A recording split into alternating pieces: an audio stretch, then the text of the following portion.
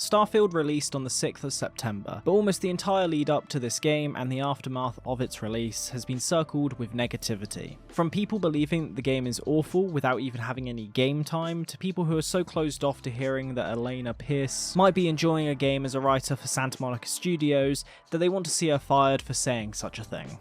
This game has been infected with the same treatment that other forms of entertainment have, and that is the plague of polarization. This is something that some people say is to do with our society, but it is also a big factor of just the internet culture. And it's now kicked off at full force in the realm of games, from people having unrealistic expectations to others being outraged by pronouns at the start of a game. So now let's sit down and talk about the rampant negativity that surrounded Starfield from the very announcement all the way through to the release of the game, and has embedded the console wars even more somehow in 2023. Now, if you want to know my full thoughts about Starfield, I have already made a video talking about precisely that, but for a quick rundown, let's talk about it. I think this game is decent, it's enjoyable, and it's a Bethesda game. That doesn't mean that it's shielded from criticism by simply saying it's a Bethesda game, but simply that if you like Fallout or the Elder Scrolls, but more importantly Fallout, you'll probably really enjoy Starfield. But if you don't enjoy those games, then you're probably not going to enjoy Starfield. It's a space game in the sense that almost every single Star Wars game are space games. You go from planet to planet without any No Man's Sky approach to the exploration.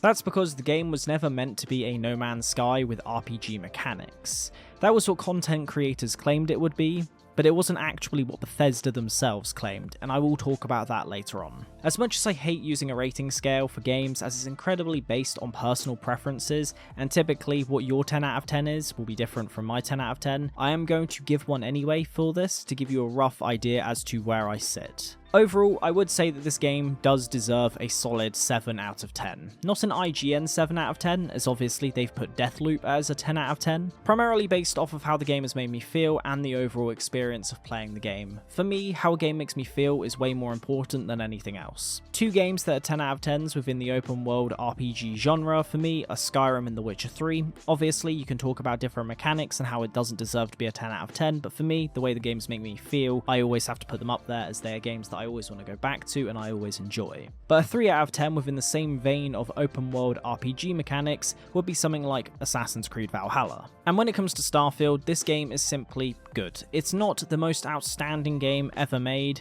it's definitely the best Bethesda game ever made, but in regards to the actual overall feeling of this game and everything about it, it is not what some people will try to claim it is and try and say that it is the worst thing ever made and shouldn't even be considered a AAA game. Now that we've gone through a rough idea as to how I think about this game, let's move on to the gaming whirlwind of negativity that led up to the launch of this game and after its early access. This game has taken on a weirdly divisive reputation. The biggest issue around this game has to be the hate bandwagon in mainly how people talk within comment sections on videos. As most content creators have the same sort of gripes of this game, typically praising many aspects of it, but then also saying about how they are displeased of different other areas. But they don't really go out of their way to outright hate the game.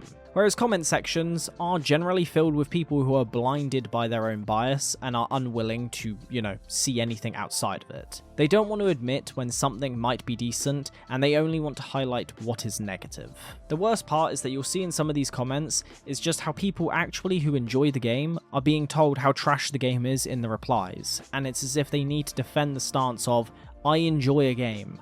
Why do you have to defend the stance of just enjoying something? You shouldn't. All of the comments that I'll end up using as an example have either come from bigger channels than myself and just going through some of their comments on their videos, and some of my own. Obviously, you can say that I'm cherry picking examples, but I don't really think it changes the fact that there has been a lot of negativity around this game, and even people who haven't been involved in Starfield have probably seen it if you just load up the comment section on a random video. The first big topic that has led to a lot of hate around this game is people believing that they were lied to in the marketing material. Personally, I stayed away from a lot of the information around this game up until the lead up to launch. However, I did watch a couple different bits, one of which was a 50-minute long gameplay video, which was probably one of the biggest things I think that we saw around Starfield, and then also the Todd Howard interview with Lex Friedman, where they talked about Starfield and much more. And personally, based off of those, I never really felt like this game was going to be an almighty space sim with Bethesda RPG mechanics. You can argue that Todd was elusive, maybe, in the way that he marketed, But I would say that this game was marketed in the same way that many other game companies do, and even if you wanted to go outside of the realms of games, you have tech companies and even housing listings that are all fairly similar in the way that they're kind of elusive to make you feel as if you're getting something that, you know, they technically aren't lying on, but you could argue is a little bit deceptive. They rarely break the law when it comes to their marketing, especially within this game, that I definitely don't think they actually did. I think a lot of people who are trying to claim that they missold their game, and I will talk about this shortly, it is just wrong. Instead of blaming Todd Howard for your upset on the belief that you were missold, maybe look at the creators that you were watching and your own expectations. Yes, I'm telling you not to blame the company, but to actually look at the information you were taking from others. At what point did Bethesda say the words that this game would be No Man's Sky or a space sim with RPG mechanics and full-fledged stories? Or the other words of you can fly to planets? Oh wait, they didn't.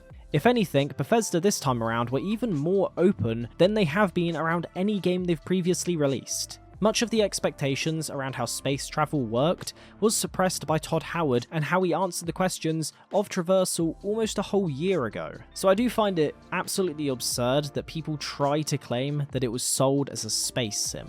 I also want to spend a minute and talk about the graphics, and how some actually believe this game to be absolutely awful. Some even claiming as far as to say that it looks like Fallout 3 or even Skyrim. How on earth some people come to this conclusion is insane to me. Maybe it's just people trolling, and maybe it's just people remembering incorrectly about how good certain games look, the same way that I always remember Saints Row 2 looking something like GTA 4 for some reason. But obviously, it's nowhere near close. This game's graphics are great, from the landscapes to the look of each character. This game does look really good. In a lot of cases, I do think this is just gaming semantics, with some people who believe something like The Last of Us 2 is the peak innovation of graphical quality, and others thinking something like Baldur's Gate is peak quality. If you want something with ultra-realistic graphics, then yes, that's fair enough for thinking that this game doesn't look that good, or it doesn't look anywhere near as good as The Last of Us Part 2. But honestly, a lot of what you see when people are arguing this in comment sections, in general, it is pretty much always a shifting goalpost. People will complain about something, and if they're proved slightly wrong, they just kind of move their point across a little bit more to just saying, well, it's not this game. Traversal is another area of this game that people have complained about, from the invisible walls to no drivable vehicles on planets, and all the way through to something like being able to fly freely through space and go however you want. Is the traversal perfect? No, I do think one of the biggest issues in my opinion is just the fact that you get black loading screens when you're going between different places. I would have much rather had something like Destiny, where you at least have a little, animation playing, where you can move your ship around in that little scene. Obviously, what goes for Starfield is that the loading screens are not that long. My loading screens on the Xbox and on PC are normally maybe at maximum 5 seconds. However, as I mentioned earlier, Bethesda were definitely very upfront when it came to how this game's space traversal would work. However, one area that a lot of people do have criticisms of this is the invisible walls. Some do say, obviously, that No Man's Sky doesn't have this, so why do they? And obviously, I can't really answer that question. I would probably assume that it's down to technical limitations of the creation engine. Then people will use the argument of basically complaining that they're still using the creation engine, so it's basically a lose-lose scenario of trying to argue that case, so I'm not going to. All I will say is that if anyone is going to turn around and say and complain about the creation engine being 20 years old, just remember that the Unreal Engine is basically the same age. It's on its 5th generation, but it is still the same engine. So don't argue that point, try and argue something else. Tell them to use a different engine, don't just say it's a 20-year-old engine. Now, I want to mention again though, when it comes to how this works and how the actual traversal in this game works, they weren't necessarily lying at the beginning either. They've openly said for a while now, and Todd Howard has spoken about this, that you will be exploring around your ship, as the vast majority of players will want to do so. Most people who play No Man's Sky land their ship and just look around their ship within a certain radius. They then go back to their ship and go fly somewhere else. They aren't always just trying to, go an entire planet and walk around the whole thing until they get back to your ship, because that's just not how most people are going to play the game. The No Man's Sky comparison though is obviously extremely strong. I'm even talking about it in this video, so it is something that makes sense on a surface level to be comparing, but they are not the same game and people shouldn't be trying to compare them. And I've even seen some people in comment sections try to claim that No Man's Sky on launch was better than this game, which is an outrageous statement to be making when you consider No Man's Sky on launch was a scam. It was a game that was 100% a scam. It would be something that you would definitely list within the likes of Fallout 76 and Cyberpunk's launch. Obviously, this game will be compared to games like No Man's Sky because they are space games, but they aren't the same sort of thing. I would say that there are 3 games that actually show off the different genres of space games really well, but all have similar attributes, but they are not the same sort of game, which is No Man's Sky, Starfield, and Jedi Survivor. One is a game that has nothing going on outside of its resource collection and planet exploration. Another is a linear story game that has elements of role-playing, but is fundamentally a story-first and open-world game second. You then have Starfield, which is definitely more of the in-between. It's an exploration game in the same way almost all open-world games are. You explore one area, and once you've found it, and you've gone to that location, you're probably just going to fast travel there in the future. It has role-playing elements that add more depth to the world and make you feel like your character exists as a part of it. The only main overarching similarity to all of these games is that they are sci-fi in their genre. Outside of that, they aren't meant to be the same game. The only people complaining that this game isn't No Man's Sky with RPG elements, and that makes it bad, are the people who have unreal expectations and basically just want to play No Man's Sky. I can't find the exact Reddit post, however I remember seeing it on TikTok of someone going over it, and it was talking about how Starfield is literally what every single person was asking Bethesda to make for the longest time now. It has less hand-holding, more RPG mechanics, an improved and meaningful skill system, and much, much more, but simply put, you can't make every single person happy. Some were expecting No Man's Sky, and others thought it would be Skyrim in space. I want to spend some time and talk about the lead up to the release of this game and the hate coming towards Bethesda Game Studios. This all started a while ago, but one thing I want to mention is that BGS was a small dev studio in comparison to their popularity versus other studios out there. They were one of a few companies that had an entire stage on E3, which was a massive deal at the time. People definitely cared a lot more than others, but for a lot of companies out there, once you're on the top and you're as public with your appearances as coming out every single year with some new thing at E3, a lot of people are going to start to want to see you fall down. Over the years from the release of Skyrim, we saw the Legendary Edition, which had your typical full game bundled in with all the DLCs. A few years later, we got Special Edition, which made the game go from 32-bit to 64-bit, and was a complete free upgrade for anyone who owned it digitally. However, if you didn't, you only had to pay £16. We saw it come out on almost everything it could possibly come out to, including a smart home device. Eventually, we ended up getting the Anniversary Edition, which overall means that 4 versions of Skyrim released between the years of 2011 and 2021. I definitely think that a lot of people think that this game was re-released even more than that, and don't think that there's any justification for having done so. However, to be honest, I think if you look at most examples of re-releases, a lot of them make sense, especially Special Edition being the primary one that I don't think people have too much of an issue with. In terms of the Anniversary Edition, you got 20 mods built into the game right off the bat, and then it was just basically overall quality of life changes. The only issue that I do have with Anniversary Edition was that on launch it was £50, however I ended up getting it for like £2 because it went down on a sale and I was like, yeah, why not? So during the last decade, people were complaining about the re-releases of Skyrim, the mixed reception of Fallout 4, and the overall letdown of a release of Fallout 76, which had so much controversy around it, and it was not what they actually said it would be, to the point where they were forced by a court mandate to offer refunds in Australia. Those things mixed together created a lot of hate towards Bethesda that I think is a little bit over the top on many occasions, but obviously people do have justifications to their hate as well. Some think that people are hating on Starfield simply because people want Elder Scrolls 6, which personally I do disagree with. As someone who is heavily embedded in the Elder Scrolls community, I genuinely rarely ever see people complain about the fact that Elder Scrolls 6 hasn't released.